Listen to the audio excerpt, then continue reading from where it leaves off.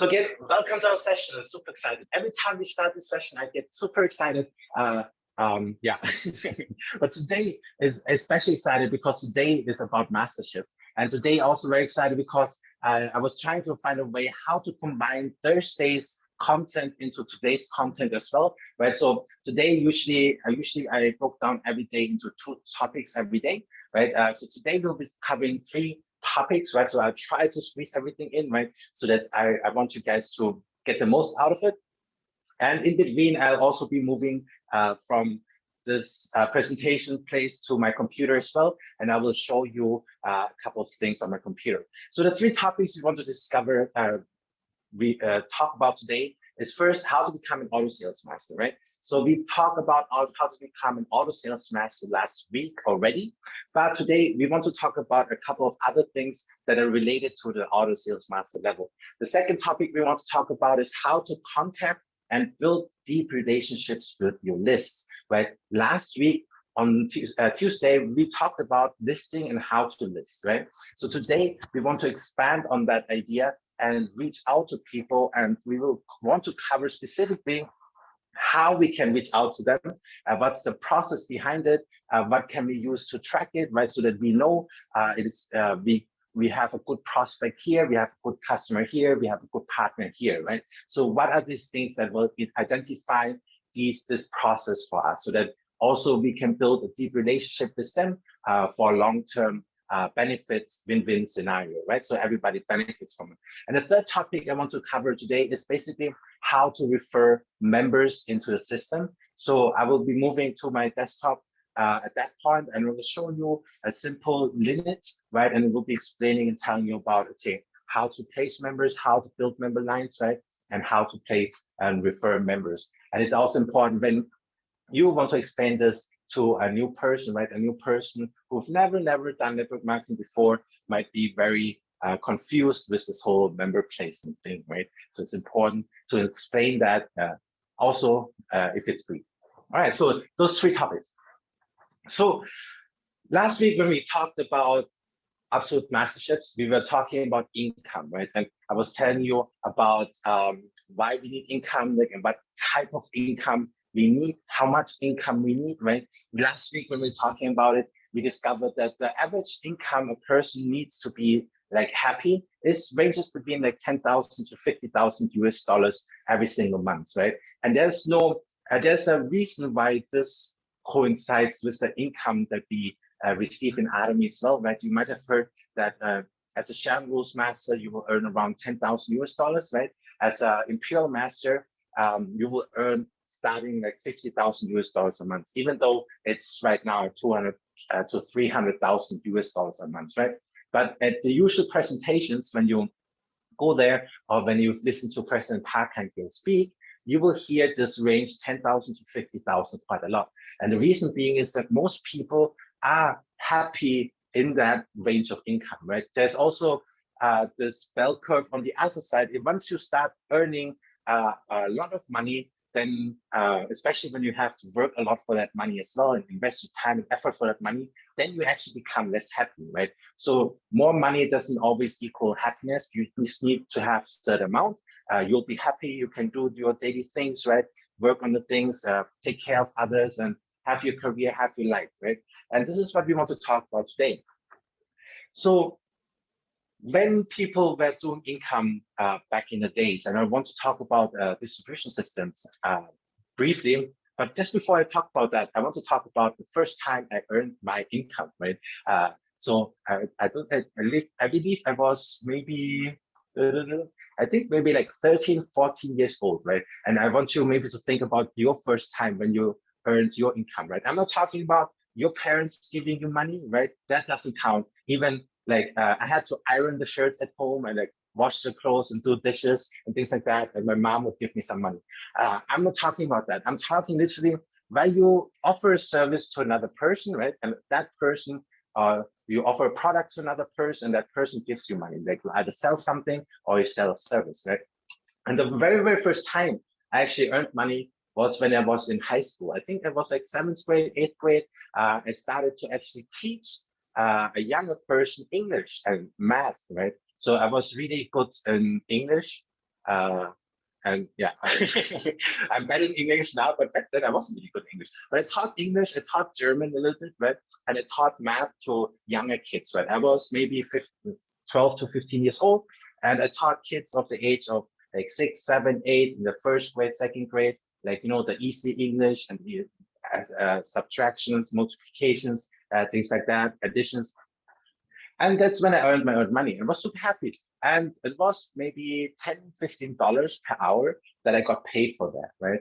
And this was an exchange in value. So I offered my services as a young boy, right? I offered my time and services and skill to a kid, right? And the parents paid me in exchange for the services, right? So this is how we generally exchange value. So I offer something to other people in terms of value, in terms of service, in terms of products, right? And people pay me and exchange money in return. And this is this is how the distribution used to work. And I want to talk about distribution 4.0. One second, let me check my slides.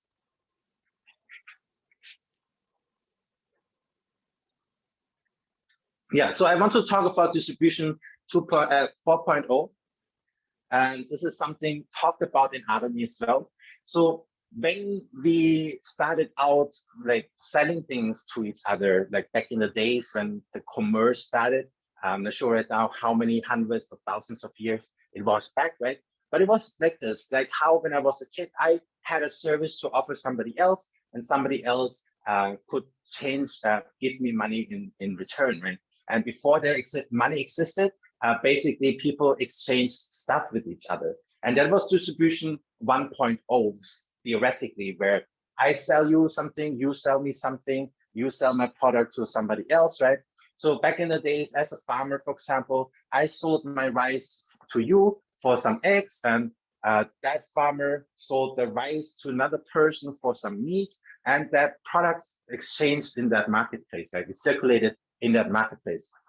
Now, in the recent, like especially during the industrialization period, where everything starts to get commercialized, and you see all these, like it started off as like mom and pop shops first, where they like start to sell everything in one shop, but then they expanded that to like Lotus, Big C, Carrefour, and like bigger shops, like those retail shops all over the places, right? So we have like these big retail distribution centers, right, where all the people go into, right, and they purchase. I mean, it's a convenience to have one place to purchase all the products, right? And that's why it became so popular. And was easy for a consumer like us to go somewhere, a place where they sold everything, like the shopping mall. When we went there, we could buy clothes, we could buy food, we can eat at the restaurant, where we can do all these things, right? Now, in recent years, in the digital age, it moved from that method, distribution 2.0, to distribution 3.0. 3.0 is basically when everybody or the big companies start to sell everything online, right? So you have Alibaba, Lazada, Amazon, Shopee, like all these big shopping sites where people purchase things from, right? So that is distribution 3.0, right? So we as consumers, instead of going to shop at these shopping malls now, right, we just purchase our things online. And especially in the recent 2 years, this whole distribution 3.0 has escalated and has grown very big amounts, right? Because everybody had to stay home, work from home. So the shopping malls closed, the restaurant closed. So we had to purchase things online, right? So not just groceries, but also products, household products, everything. All the e-commerce businesses thrived during the 2009, 2020, 21 periods, during this whole COVID-19 period, right? So this whole e-commerce system thrived, right? And at the same time, when this is thriving, people also want to make money by themselves, right? So a lot of people got laid off, people are out of jobs, right? And people are looking for ways to make money. And one of the easiest ways to make money is to go online and use the tools and systems that are available online to make money, right? So there are several ways to make money online. Of course, you can start a website, write blogs, start a YouTube channel, Instagram. You can create content, sell your content, create education, sell your education, right? There are a lot of things you can do. But one of the easiest things is to work with other people's products, right? So instead of creating something for yourself or by yourself, right? You look for value that other people already have, and then just select that value and sell it on a marketplace. So for example, there's this term called drop shipping in today's age, where if I were to open a shop, right, I would just look for a manufacturer that sells a certain product, right? Let's say I do it on a level where I just purchase a product and resell it to my customer, right? And I earn that margin from that resale, right? The next level is to basically do ODM business, original design manufacturing, OEM, or original equipment manufacturing, right? So when I actually order products, I can decide to design the product according to what I need, right? So when I do that, then when I can open a brand, right, for myself, a new brand, I call it, let's say, Mr. B Beauty Products, right? And sell those products to others, right? This is basically going to distribution 4.0, and it's part of something called platform contractor, where when I decide to sell something by myself, right, to others, then I basically become a platform for other people to purchase from me, right? And the funny thing is, this platform contractor distribution 4.0 system looks exactly like the distribution 1.0 system. So back in the days when we were just selling things to each other, right? But it was more like physical, I sell to you, you sell to me, right? It was limited in that small community, in that village, right? Wherever you live, right? But now this distribution 4.0 is when you are a platform contractor, you don't just communicate with your village, you don't sell to your village, but you sell globally, right? But you still sell, you choose a product, you sell to a person who might live in United States, right? Another person might live in India, right? So we do it globally, and it's become very, very easy, right? So that is platform contract. And I want to share you a brief slide just for you to visualize how it looks like.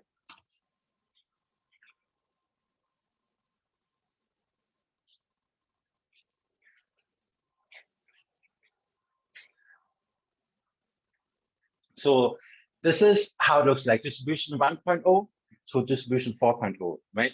So back in the days when we were exchanging products in our small village, in our city, in our street kind of thing, right? We were bartering transactions between each other. Then it moved to offline distribution, where there was a retailer, right? In the second picture, you had a retailer who was selling mass products to consumers, right? So everybody was going to that mid retailer. It was either the Amazon, the Lazada, right? It was a retailer, right? So now distribution 3.0 is where the consumers are bypassing companies like Amazon or Lazada and start purchasing from the retailers directly, right? And this is the movement through distribution 3.0. And you see this distribution hub in the middle sort of disappearing, right? Because it's not anymore one place where you purchase products from, right? You purchase products directly from the retailers, right? And you can see Lazada actually shifting to that as well. When Lazada, when they first opened up, they had their own products in there, right? But then they shifted to this multi-merchant marketplace where every retailer can come in and sell.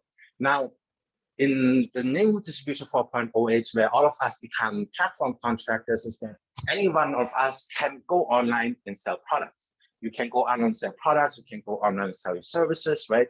You aren't dependent on the big corporations anymore for income, because you can generate your personal income depending on what systems or tools you use, right? But then when you compare this, the picture on the fourth slide, on the right side and on the left side, you see that everybody starts to trade between each other again. But there's a system in the middle that actually helps support that trade, right? And that system, it can be anything from all the new techs out there, but specifically for today, we want to talk about Atomy being that system to help us becoming a platform contractor and selling selling Atomy products outside, right?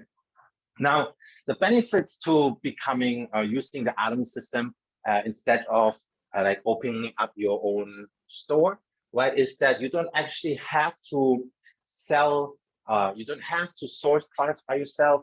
You don't have to invest in your website your own store. You don't have to invest into marketing, people, customer support, any of that, right? Atomy takes care of all the operational needs for you, right? So you only need to focus on the portion that generates the most value, right? Which is education and educating others about Atomy's products, right? So this is what we want to talk about then here from here on out. So 1 second. All right, so I wanted you to understand this distribution 4.0 model and what you're sort of getting into and what the world is getting into, right? And that all of you who are or who have decided to become an Atomy partner already, you are already a platform contractor, right? You're part of this distribution 4.0 system already, just to let you know, right? So if you want to brag about it, distribution 4.0, right? You're part of it already, right? So that's super awesome. So we want to then talk about, okay, we are platform contractors. We want to sell products, right? We have this Atomy system, right? And last week we talked about this already. We need to become auto sales master. So just briefly, I'm going to review a couple of things we talked about last week. And then I want to go into a couple of things that I want to talk about auto sales master. So last week, when we talked about auto sales master, we talked about passive income and auto sales master becoming a tipping point. One thing that I emphasized upon is that this whole auto sales master position is not only a passive income point and a tipping point, but it's income protection for you, right? So imagine this. If you work in any company right now, right, and when we know it's all like this whole economy is going downwards and upwards, like dependent on how the COVID cases are going, right? But just imagine you work for a company, the company just suddenly closed down, right? Your income is gone, whatever mortgage payment you still have, right? And you need to find a way to cover them, right? So you have payments, grocery payments. If you have a family with kids, right, you need to take care of your kids, right? So apart from everything else that we can talk about in terms of like, do you want to do Atomy business? Do you want to increase your income, make income, right? I want to really talk about income protection because it doesn't matter where you work, it doesn't matter what career you have, right? I believe that any one of us, anybody in the world can use Atomy as a backend tool for the life, right? You can still go out and work your 9 to 5 if you want to. You can build your career, you can build your business, right? But if you have Atomy as an income protection tool for your family, for your life, right? Then this is really something to be interested about, right? And this income protection starts to kick in once we are at that auto sales master level, right? Because once we are there, right, we start earning that passive income. Once we keep them up, going into the ranks and everything, right? It's really a tipping point, right? And once we are there, we can stop Atomy for a little while, go on holidays, spend time with our families, right? And it will be there. Atomy income will still be there for us, right? So depending on where you are on your journey, that income level will always be there. So keep that in mind. So that's what we talked about last week. And to briefly review the income conditions, I'm just going to show you 2 slides just to rehearse and remind what the income conditions are. So as we know in Atomy, we need to build two sides, right? We need to build 2 teams, 1 team on the left, 1 team on the right, right? In order to get our first commission, we need to have 300,000 PV on the left side per day and 300,000 PV on the right side per day, right? So when you hit 300,000 PV on the left and right, you get your first commission. That's roughly around $60 to $70 that you can earn a day, right? So this applies every single day, right? So when you start to get these commissions on a daily basis or frequent basis, then once you reach this level of 2.5 million PV per period, meaning that in each month there are 2 periods, one from the 1st to the 15th, the second one from the 16th to the end of the month.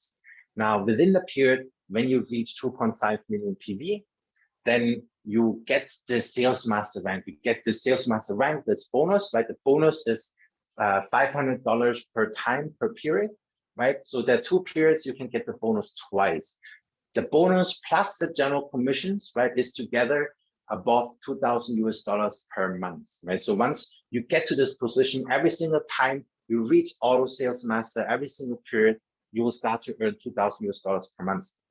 And this is the income level that we wanted to talk about, right? So another thing that we also covered last week, one second, not this.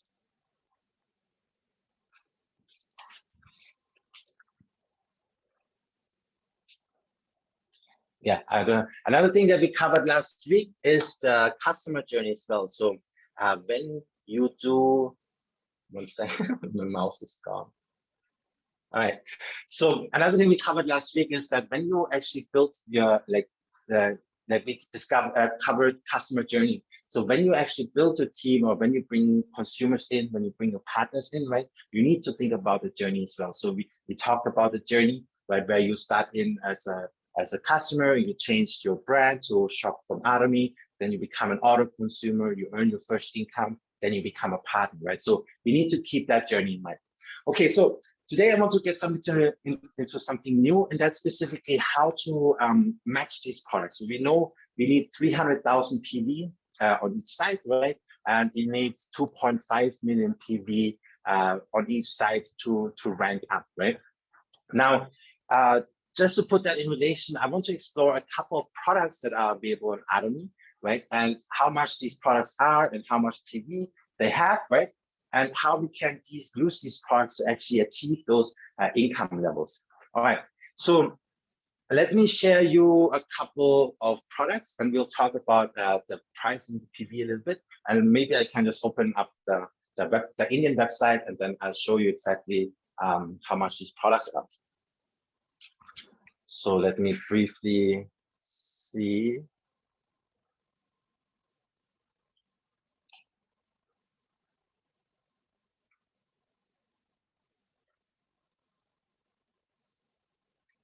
One second.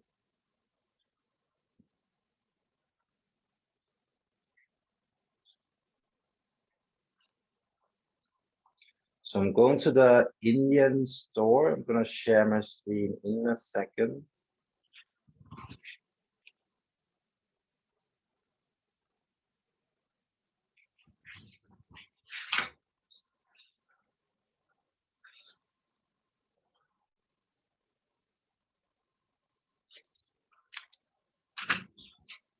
If you guys are still there, just type in the chat, still there, right? Listening, right?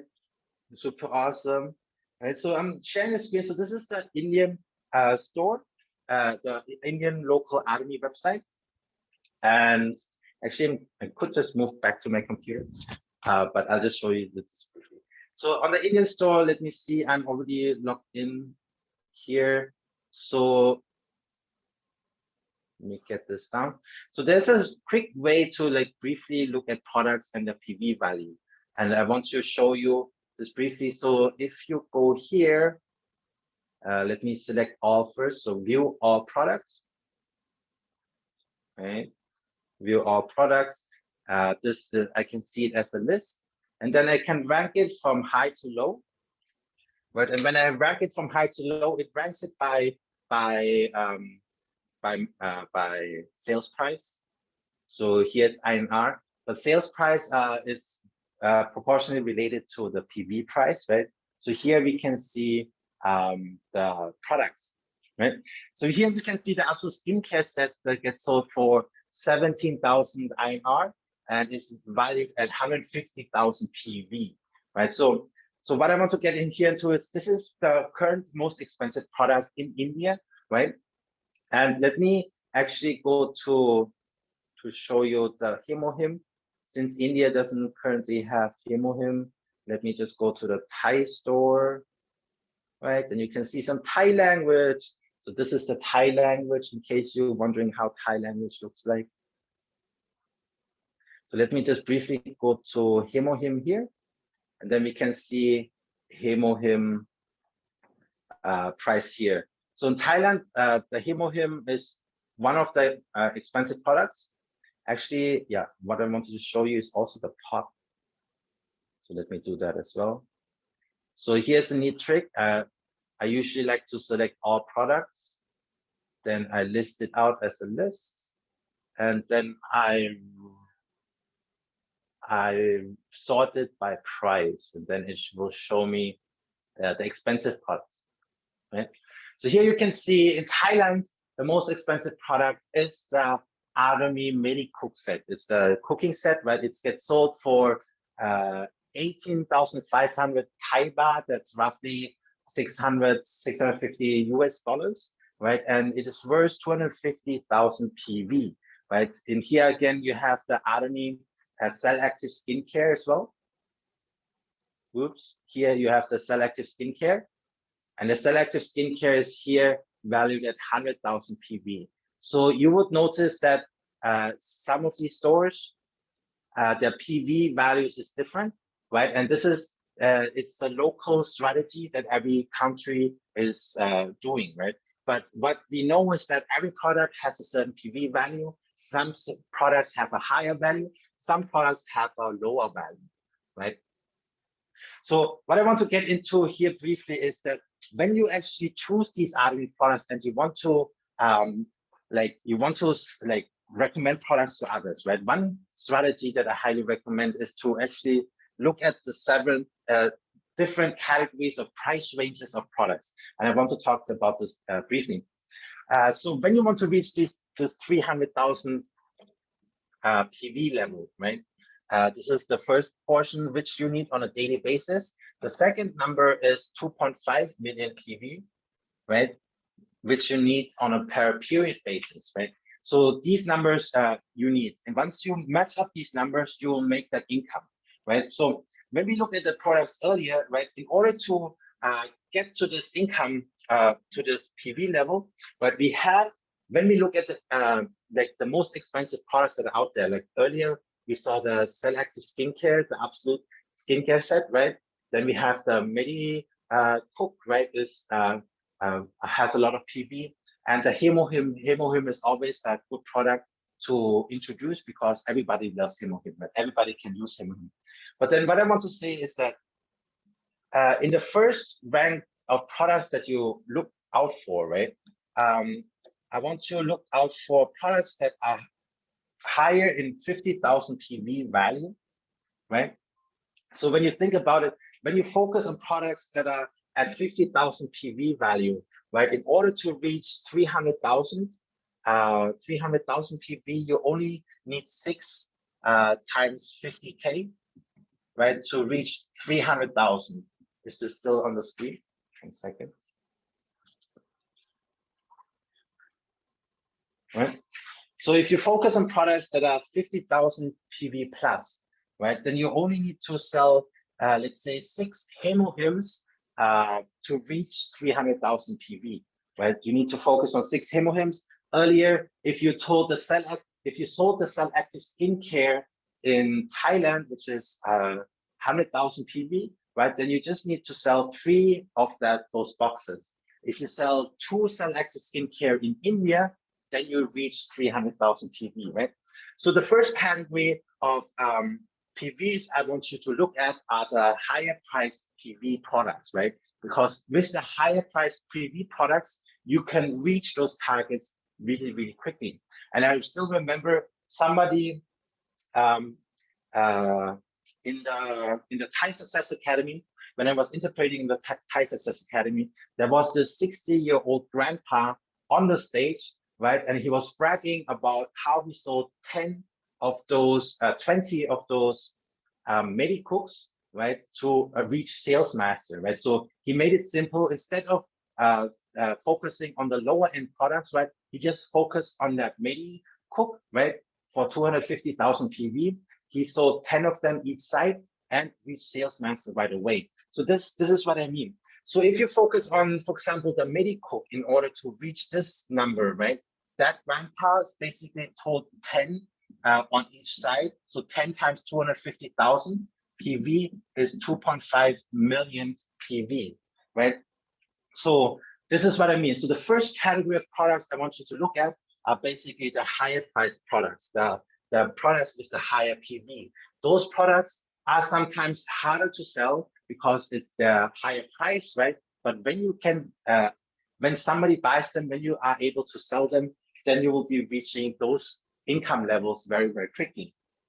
The second range of products that I want you to look at are the product range between 10,000 PV and 50,000 PV, right? 10,000 and 50,000 PV. So let's briefly look at the products in that income level, and let's see how they look like. And not income level, at that price level. So these are the products. Again, this is the Indian store. So we see the Absolute Skincare. Then we have here the Evening Care Combo Set, the Fame, right? Then you see here products that are usually between 10,000 and 50,000 PV, right? And you will notice very quickly that these are usually single item products, right? They're not set products, right? And if they're part of a set, then they're more expensive, right? So this level of PV products, right? And we can look at the Thai store as well. On the Thai store, we have here 200,000 PV. Here's a promotion, price promotion, but you have here the Cell Active, the Synergy Ampoule, right? But then once it goes below 50,000, you start to get into the smaller sets, the individual items, right? So in that price range, in that PV range, what I want to basically tell you in that range, there are a lot of single item products, and to sell products in that range is sometimes difficult. It's only when they have used a set before, and then let's say out of like a 6-set absolute selective skincare set, right? They only finished using one and they only want to reuse that one. So in that price range, is a lot of repurchases are happening. There are two products that are very interesting in that range, which is the Fame and the Fame. Oh my God, the Fame and the Evening Care Faucet. There you go. So the Fame and the Evening Care Faucet. So when you look at the price range over here, you want to focus on these two products, right? Most of the other products are usually single item products and are therefore being repurchased and resold all the time. So this is this price range. Now, when you focus on this price range, there are only two products that are very interesting. So then you can focus on the Fame and the Evening Care Faucet. So let me briefly, how much the Fame or the Evening Care Faucet is in India. One second. So the Evening Care Faucet in India is 18,000 PV. Let's go with 18,000 PV first, right? So what you can do is then, let's say you want to focus on the Evening Care Faucet, right? It's 18,000 PV. So what then you need to calculate is that how many 18,000 PV Evening Care Faucets do you need to sell in order to reach 300,000, right? So 18,000, 36, probably around 16 to 18 boxes you need to sell, and maybe somebody can help me calculate and put it in the chat, right?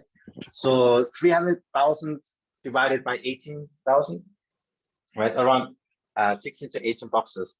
So this will reach you at 300,000 PV. So once you sell 16 to 18 boxes on one side, you'll reach that 300,000. Yeah, so you need to put it in 16.6, so 17 boxes roughly. So when you sell 17 boxes of the Evening Care, then you reach 300,000. And the same thing goes for the 2.5 million PV as well. If you just want to focus on the Evening Care Faucet and reach 2.5 million PV, so it's roughly 150 Evening Care boxes, right? So this might sound a lot, right? But it isn't a lot once you start to work with a team and build this out as a team. All right, so the last section of products that I want to look at is the third one. And those are the products that are less than 10,000 PV, right? the products that cost less than 10,000 PV. And earlier when we were looking at the screen, let me just share it briefly.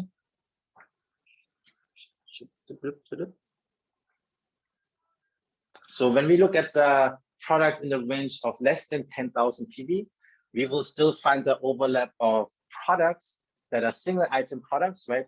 But then you also notice that these products that cost less than 10,000 PV are more like daily necessity products. You have the shampoo here, the shampoo, conditioner, detergent, baby shampoo, toothbrush, toothpaste, right? So you start to get these like daily necessity products, right, that anybody needs, right? So you have the soap, the scrubber, right? So you have these kind of products. So on this price range, basically you start to see products that are more used in daily necessities, right? So this range of products, if you were to calculate how many toothbrushes you need to sell, then it's quite some toothbrush. And if you were to calculate, it might sound overwhelming, right? But this range of products is great to start people out with, right? So when you want to like start people with the army business, or like have them try some certain products, right? So is the product range that you can have them test the products out. It doesn't cost much, right? Also, they don't give much PV as well, but it's a good range to have them try and test and see if they like those kind of products, right? And once they do, they can move up to purchase the Fame set or the Evening Care 4 set, right? And once they do, they can move up to purchase the higher PV products, the Hemo Hymns, the Absolute Cell Active Skincare, the Medivoc, and also like there's one product that I've been really wanting to get, which is the Army air filter, right?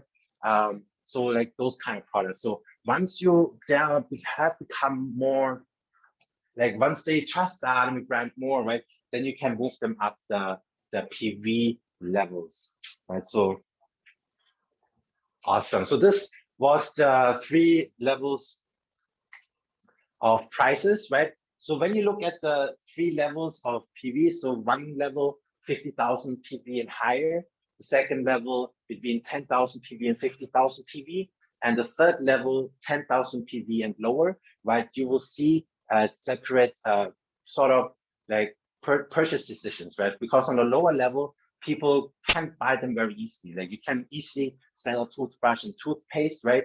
It doesn't offer much PV, so if you want to reach 300,000 or 2.5 million PV, it requires a lot of sales. So you can go for volume, but the toothbrush and the toothpaste is really, really easy to recommend, right? Let's say you want to go, if you were to focus on the high expensive products, right? You can do that too. There's nothing wrong with that. And you will get to those income levels faster, right? So there's a pros and cons with it. If there's somebody that you want to approach that either doesn't have money or doesn't trust you yet or doesn't trust the brand yet, right? So this income level, at this sales level, you can start with toothbrush, toothpaste, sunscreen, right? The food products, the detergent products, like any of those kind of products. On this level, the repurchasing usually happens. So if they're out of certain kind of products, then they will purchase it.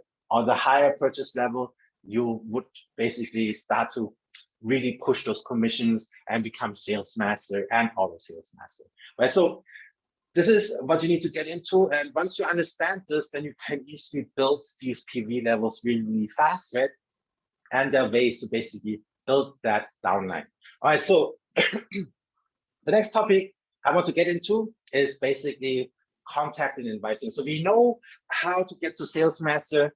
Today we discovered like the different like product prices and PV ranges, right? So we talked about 3 separate PV ranges specifically, right? So yes, last week we were talking about listing, right? So when we want to do this business, the listing step is part of the 8 steps to success, right? And today specifically, we want to talk about what to do after we list them.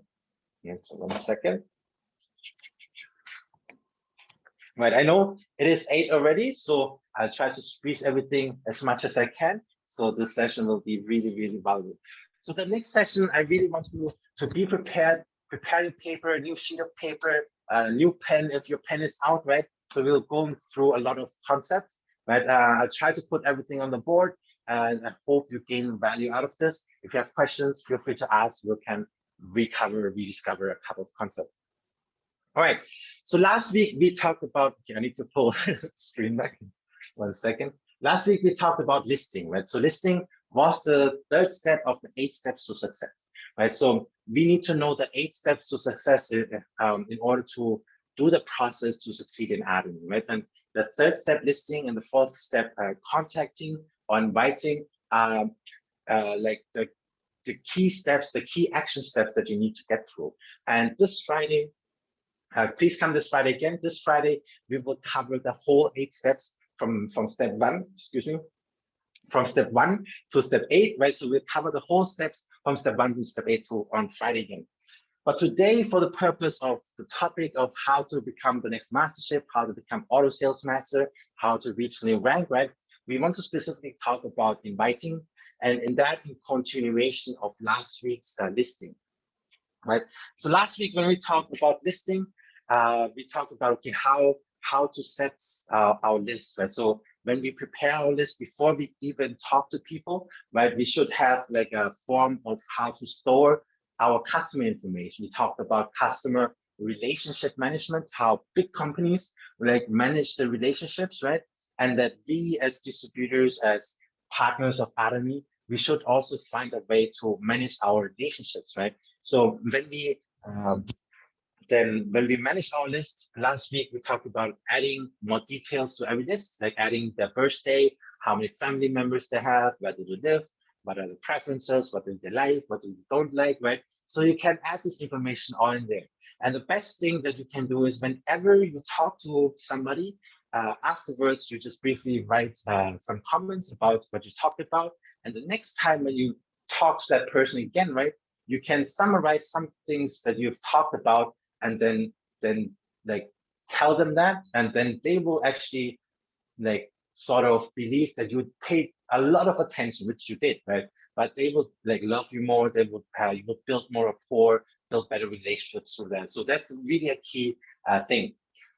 But okay, so to shift from last week's listing to this week's contacting, there's a couple of information I need to share with you. So last week we talked about the data in list management. So this week we want to talk about how we can like assign certain levels or certain stars to our list, right? And I call that just a simple 5 stars list management, right? So what the 5-star list management does is that whenever you talk to a customer and whenever you ask them questions, right, you sort of evaluate how they respond to you and how they engage with you. But to give them 5 stars, it's not us prejudging them. Will they respond to me? How will they respond to me? And such, right? But it's just a basic interaction thing. So it's not prejudging them, but it's just evaluating their response to us, right? So how this 5-star system works is that the first star you get, or your lists get whenever you contact your list, right? The first star they get is when they are willing to engage in a dialogue, right? And this becomes important. This might sound basic, right? But out of 100 people, even if they are your friends, right? Out of 100 people, they might not respond to you at the very first day, right? Or not, maybe some of them not the very first week, right? But what you want to look out for is are they willing? So are they willing to communicate? Are they willing? Are they open to communication, right? Are they willing or are they open to communication? So if you figure out if they're willing or open to communication, and we'll go into the exact questions in just a bit, right? But once you figure out they're willing and open to communication, then you can start a conversation, right? But if they aren't even open to a conversation, if they're not even respond to you, then it's not really worth continuing that. So they need to at least respond. So when they respond, they get the first star. The second star they'll get when they are friendly and they cooperate with you, right? So when you ask them questions and they respond, and you ask them like, okay, do you do this or do you do that? And they're friendly with the response and they're willing to respond to you, right? So they're friendly and respond, right? So not just the first response, but when you like follow up with questions and you can have like a genuine conversation, right? And you can talk with them, right? So then they get the second star. The third star they get is when they know what they want, right? And we will go into the question just a bit, what exactly to ask them. But when they know what they want, right, then it's easier for us to help them, right? So the third star is knowing what they want. So knowing what they want, right? So the fourth star is when they know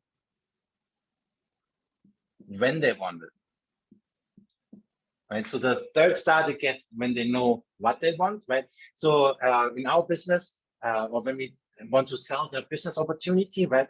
If we want to sell the products, then they know what they want. They want a better toothbrush, better toothpaste, better shampoo, some supplements, like some this, some that, some products. Like they want stuff, right? And if they know when they want it, right? If they let's say the Medi cookbook is burned at home, right, and they need a really new Medi cook right now, like tomorrow, right? That's when they want it, right? Or in another case scenario, if the toothpaste ran out, right, then they really need one toothpaste right now. And so they know when they want it.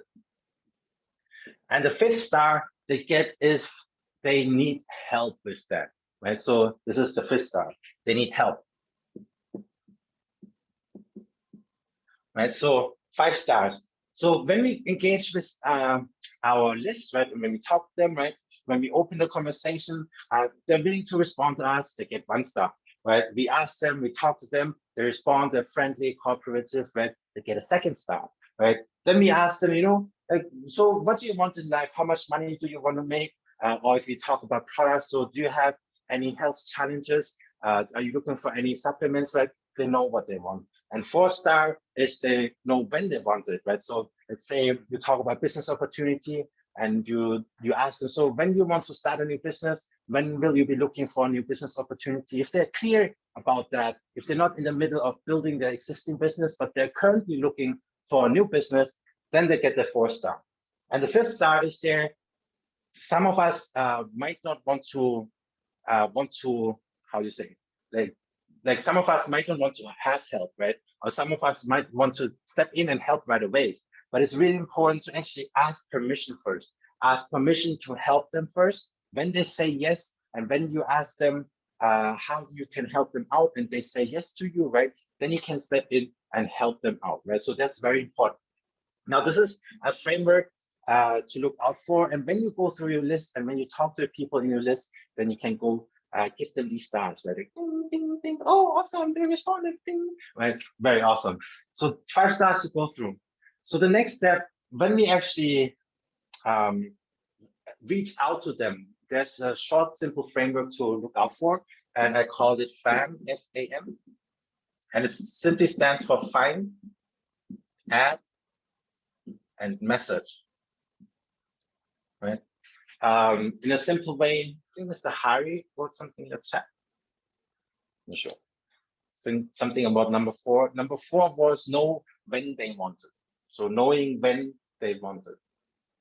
Awesome. So a little framework, find, add, message, right? So when we engage with our list, when we want to reach out, right, all we need to do is like find the person we want to reach out to. If that person is not in our list already, we need to add them into our list, right? In the same way, if it's a complete new stranger on Facebook, we need to add them as a friend on Facebook, right? So we need to find them, add them, and just simply message them, right? Especially nowadays, we don't need to call, or even when we call, they sometimes don't pick up, right? So we can just simply message them, hey, how are you? How's life been, right? We connect with them, figure out, ask a question that will help open the first response, right? And that would be the very, very first step.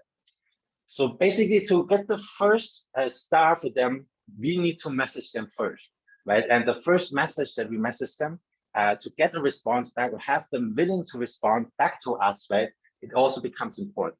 And wow, the time is really short today. Awesome.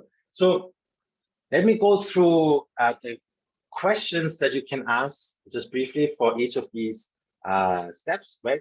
so that you get a response from them, and you get to the step where you want to like ask them, you need help, can I help you, those kind of things, right? So find out message.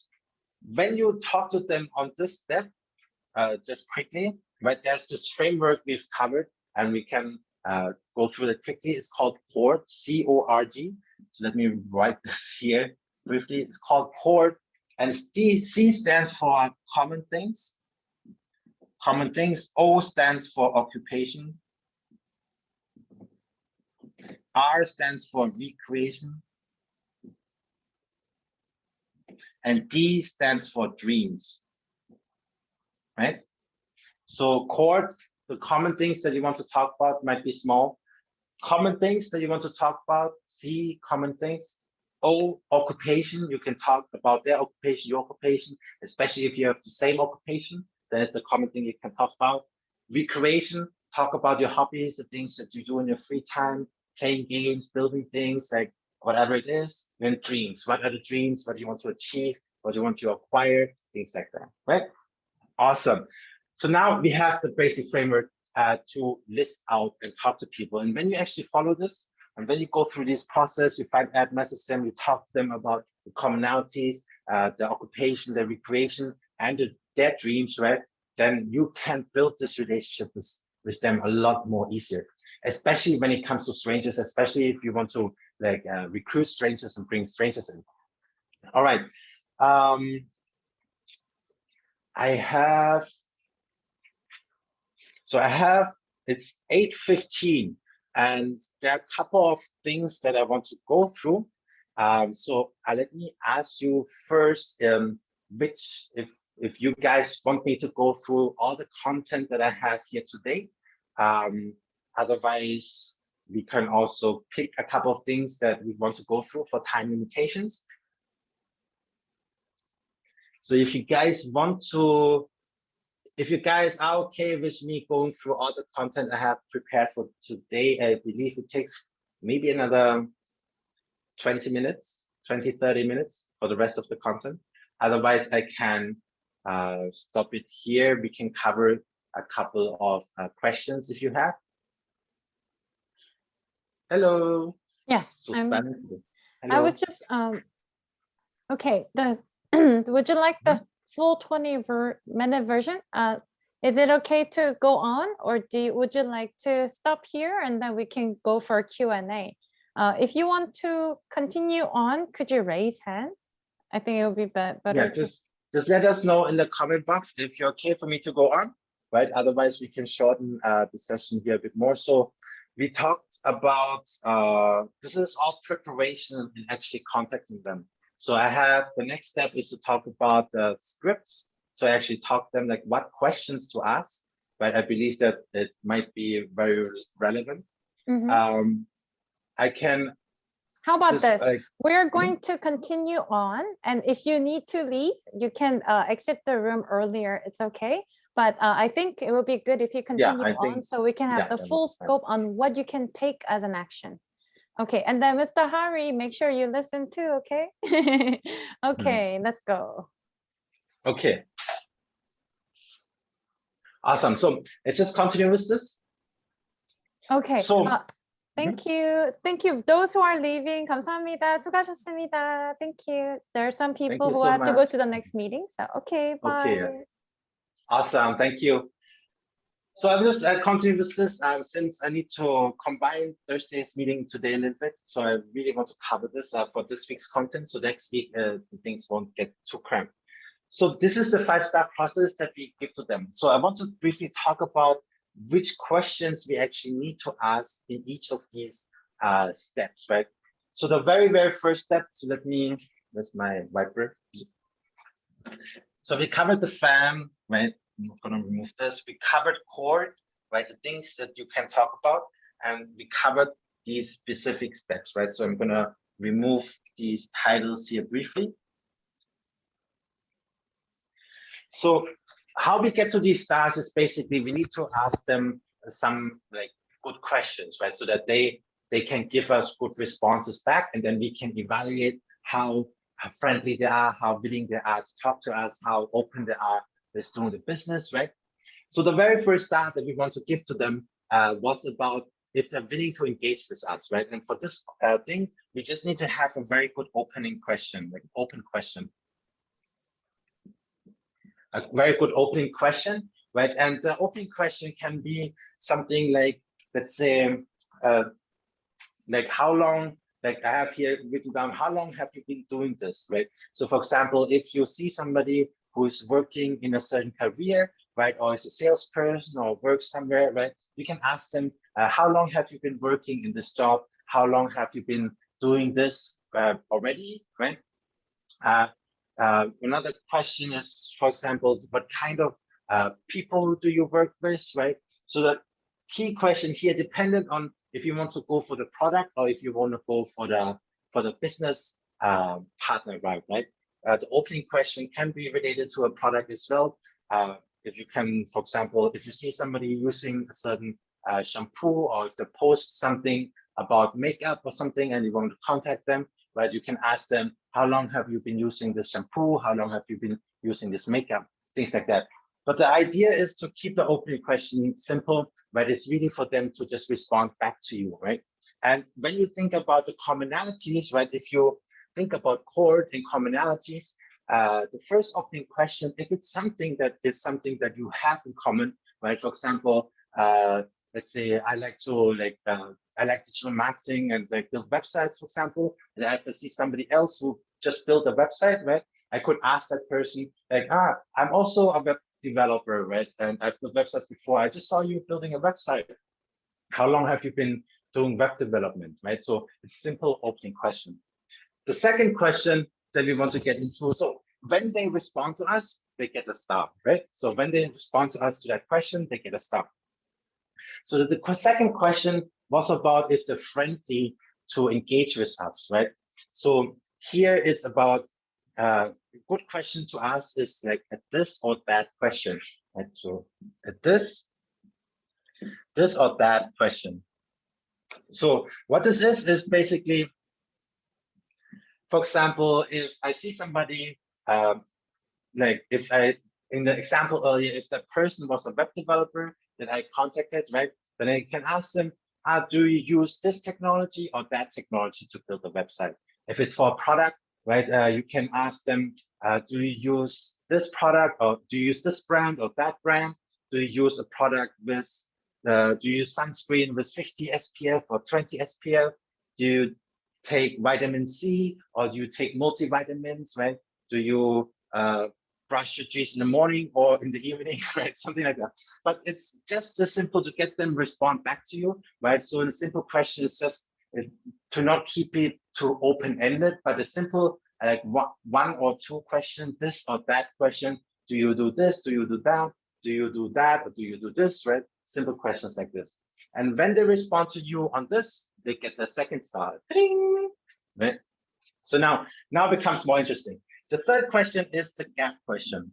And the gap question is about, earlier we were talking about knowing what they want, right? So when we ask the gap question, we want to know where they are at in their goals or what they want or what they need, right? For example, if it's product related, right? Maybe you were talking about toothbrush, toothpaste, right?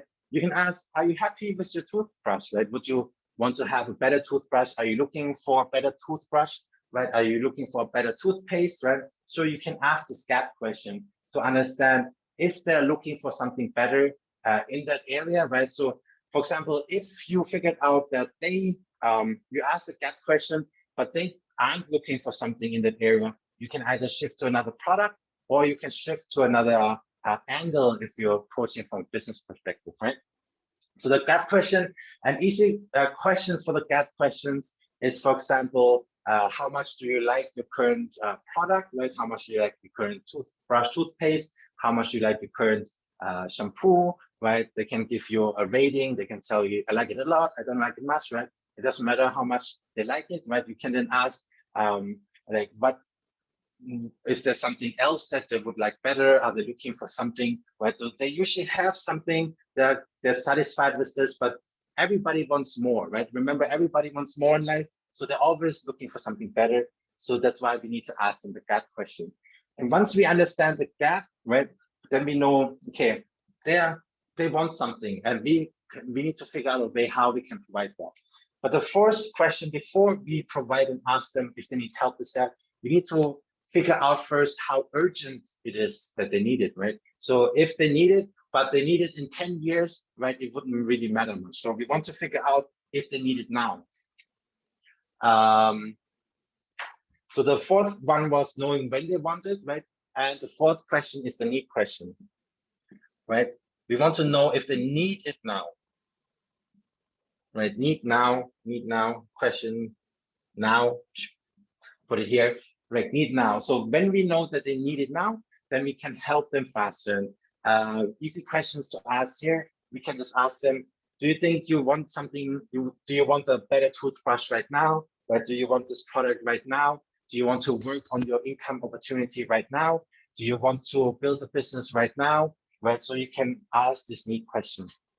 Fifth question is the help question, right? You simply ask permission to help them, right? Don't just barge in into their life and like, I'm gonna help you, I'm gonna help you, I'm gonna help you, right? And then they don't really want your help, right? So you want to get permission from them first to help them out, and then we can offer our value and offer our presentation. Now, this is it to the 5-star. These are a couple of questions to go through. I hope you noted it down. So once we are at this stage, once they tell us, okay, I need some help with this, I want better products. Like, do you know where I can get better products? My toothbrush doesn't really, it's bad on my gum. Do you know where I can get better toothbrush, right? I really need some more money. Do you know where I can get more money, earn more money, right? So now you are in a position, when you get the permission, right, you are in a position to present to them, right? So when you are in a position to present to them, so we cover presentation next week, Tuesday, right? Next week, Tuesday, we'll cover presentation, what to say, how to build your story, how to build your product presentations, right? But an easy way is to just send the people to the website, to the videos that are available, right? So that they can understand more about Adam products. But then when you ask them, okay, do you need help with that? They tell you, okay, you need help, and you show them this Atomy thing, right? A couple of things you can run into are objections, right? So even when you go through all of this, right, you can actually still run through objections. And in objections, what you need to understand is that when somebody has objections, when somebody says no to you, when somebody says no in any way, in any form, it basically means that they have an objection. But what an objection means is that they don't fully understand yet what you have to offer, right? So this is where our education comes in, right? So an objection is an opportunity for education. An opportunity for education is for you to step in and educate them more about what they don't know, what they're curious about, or what they're concerned about, right? And the other part is this: in terms of objections, there are only two ways that a person objects. Either they don't trust themselves, meaning that they will tell you something like, I don't have money, I don't have skills, I don't know how to do this, I've never done this before. If they tell you something like this, it means that they don't trust in themselves. So what your job is basically to do is to help them trust themselves more by educating them, giving them clarity of how easy it is or what the process is, right? So that they can understand how it works, they trust themselves more, and then they will do it, right? And the other objections that will commonly tell you is that this is a pyramid scheme, this company doesn't work, it never works, the products don't sell, the products are too expensive, right? These kind of responses and objections are usually when they don't understand the company yet, right? So our duty then is to educate them more on the company and the products, right? Understand them that this whole pyramid scheme is just the terminology that people use, right? Tell them that it doesn't cost anything to start. It's a no investment opportunity, right? So do you have all these benefits that we usually tell others, right? And I have a list of benefits that I will usually cover on Thursday. All right, so two kinds of objections. So when they have objections, either they don't trust themselves, meaning I have no money, I have no time, I have no skill, those kind of things. Just help them more, help them trust them more. If they tell you this thing doesn't work, the products are low quality, the products are too expensive, it's a pyramid scheme, right? They don't trust the company yet. So we need to educate them more about the company and the products, right? All right, so this has been listing phase, right? So when we list them and we ask them a question, okay, how do we, let's say they say yes, right? Let's go right to the next step. Let's say they say yes, and we want to sign them up, right? So this is the part of the content I want to go through on Thursday. So I just want to briefly show you a simple way of putting the lineage together, right? And explaining it to other people. Yeah, I'll do that briefly, and then we can end the session for today. So let me move back to my computer briefly.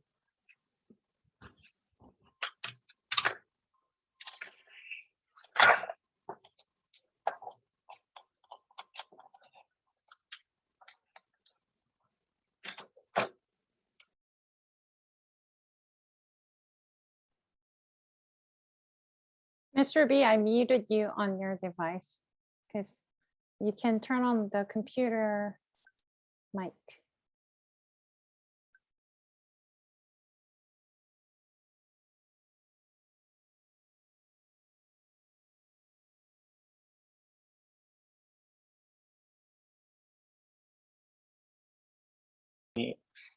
Okay, so let me use the mic on my phone just before I switch over. Awesome. So let me go to sharing the screen so that you guys can see my screen.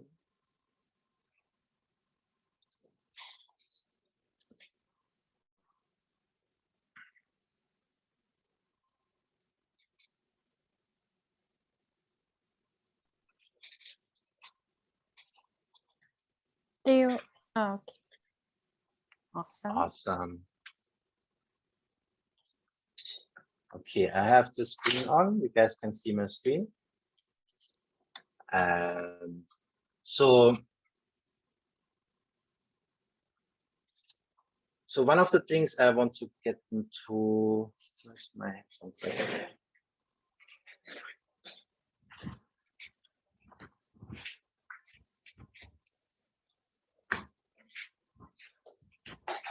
The Zoom controls keep jumping around from my 3 separate screens. Awesome. So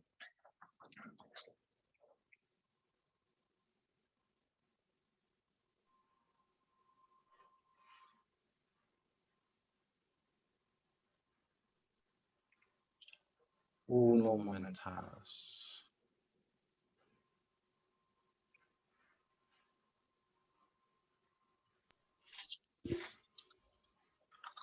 Do you need a minute? Then I'll just take over quickly. Or... Yeah, just give me a brief minute. Then Okay, I hear your voice twice, by the way. Yeah, I just switched off. Okay, okay. Okay. Okay, I'm going to go through some of the people. Some of the leaders already are preparing for the next meeting because today's meeting got extended. I think I did not get to announce it in Korean, so maybe the leaders may not have known. So I'll just briefly explain this in Korean. So 오늘 미팅은 목요일 날 임페리얼 마스터님이 오시기 때문에 목요일 날 할 거를 조금 더 연장해서 하기 때문에 한 15분 정도 더 있다가 끝날 예정이에요. 그래서 먼저 가셔야 되는 분은 먼저 가셔도 되고 오늘 참석해 주셔서 감사합니다.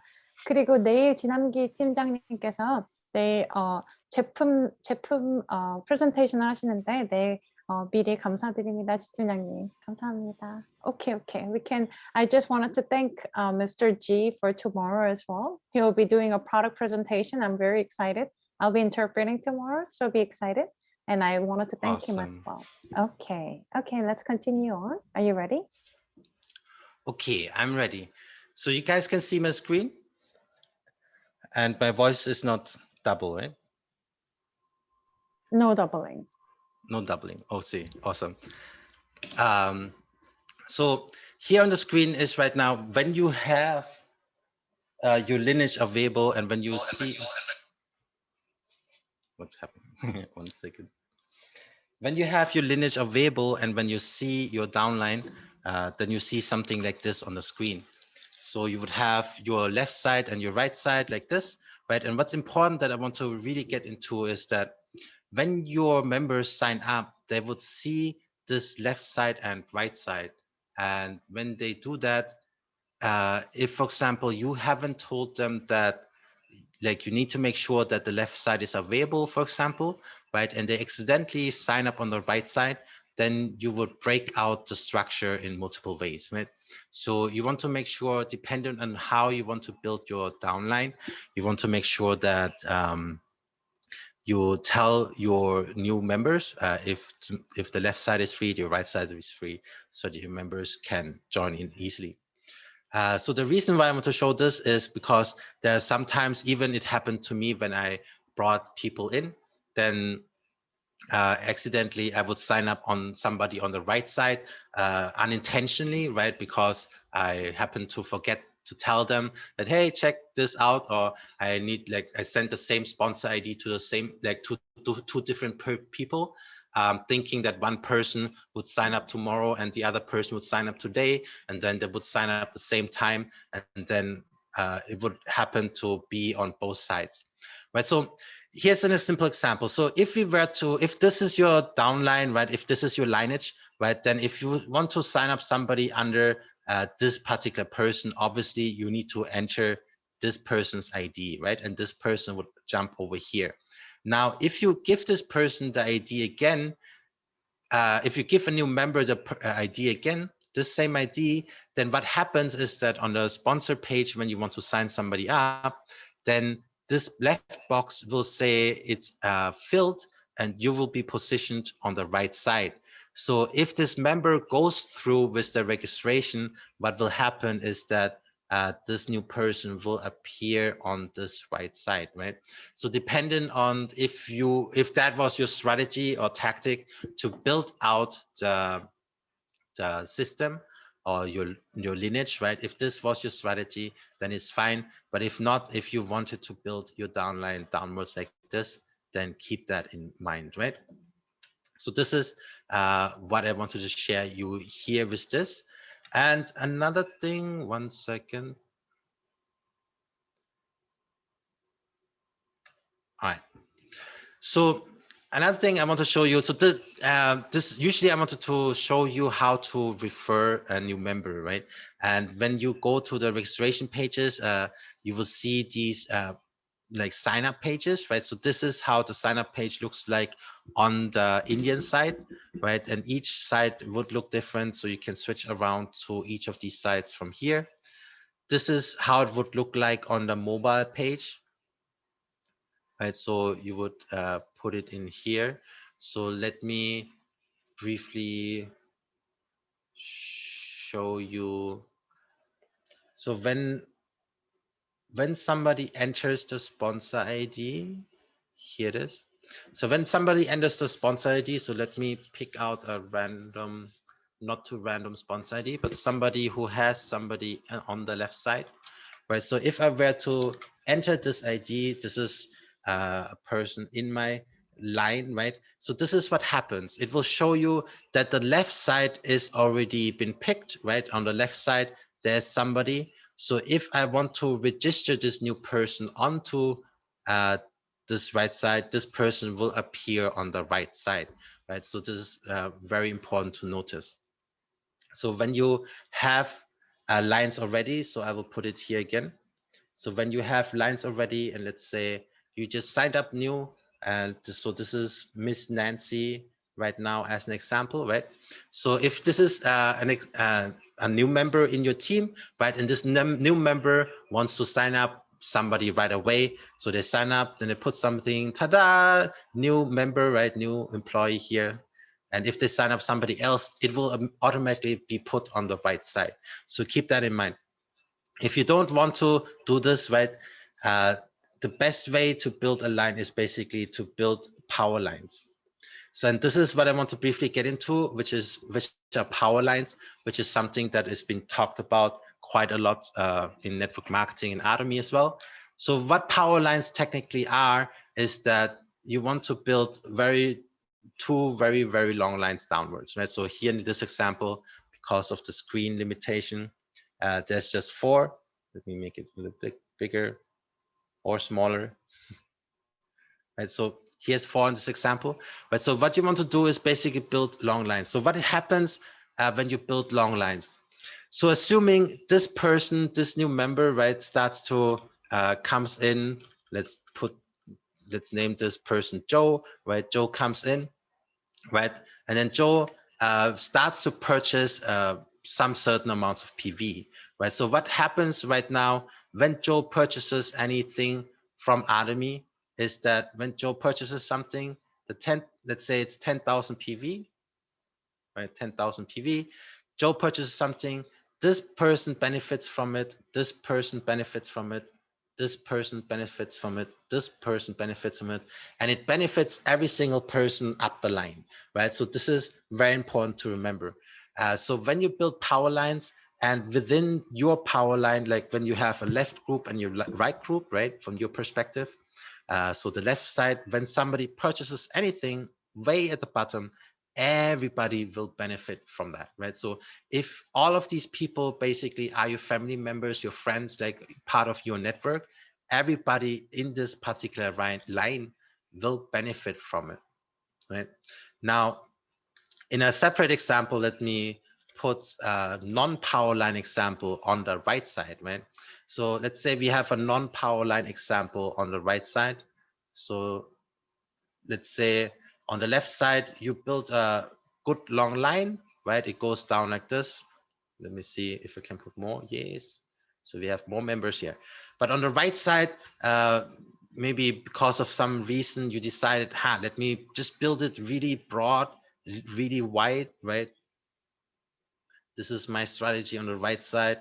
So let me build it really wide, right? So you have here a lot of new members, right? So maybe you had the intention, okay, let me build this way because I want this person to become Sharon Rose Master, this person to become Diamond Master, this Diamond Master, these 2 Sales Masters, these 2 Sales Masters, right? This is my strategy, right? But here's the thing. Strategically, it sounds great, and I've fallen for this as well. So just letting you know, I thought this way would be better as well. But here's what happens. Let's say this person purchases a product, right?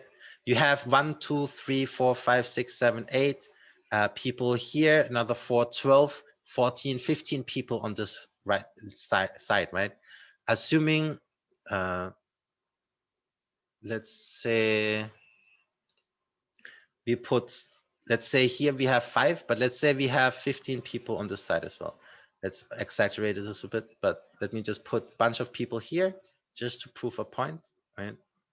Zoop, zoop, zoop, right? So earlier I said when somebody purchases from here, right? So this is quite small right now, but when somebody purchases from here, even if it's just 10,000 PV, right? Everybody benefits from it. Benefit. So everybody benefits from it, right? So all these people that you personally brought in will benefit from this purchase, right? Now, let's say these are all the people that you brought in as well. Now, this particular person purchased 10,000 PV, right? So this person purchased 10,000 PV, 10K, but now only this person will benefit, this person will benefit, this person will benefit, this person will benefit, right? So in comparison, let's say on this side you have 15 people. Let's assume on this side you have 15 people as well.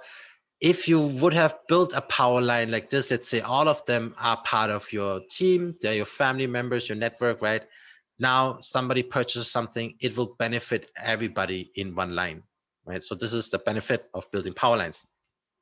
On the right side, you see this, if assuming all of these people are part of your team, right? Then somebody purchased something, it doesn't benefit all of them. So the people on the left side, so these particular people will lose out. These particular people would lose out on the purchase as well. So this is the reason why it is very, very important to keep power line structure in place. So it might sound like complex right now, but the simple idea is for you, from your perspective, right? From everybody's perspective, it is the best to just build 2 power lines downwards, right? That's what you want to focus upon.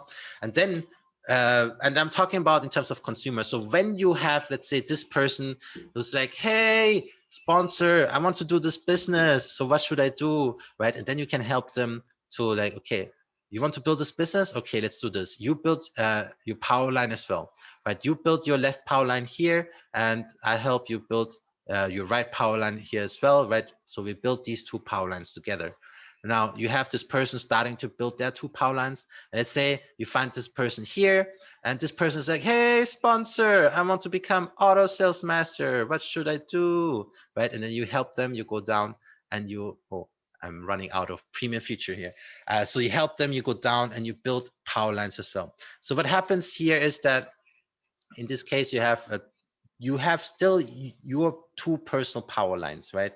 So these are your 2 power lines. You focus on these 2 power lines.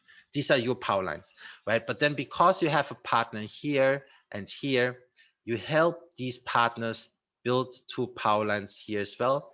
So you have 1 line here, 1 line here, another line here, another line here, right?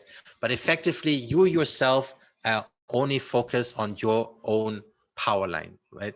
Your own 2 power lines, right? So I hope this was clear. So this is very important in terms of line management and building out your line, right? So I wanted to squeeze this into the session so that you guys have all that you need to build this business, right?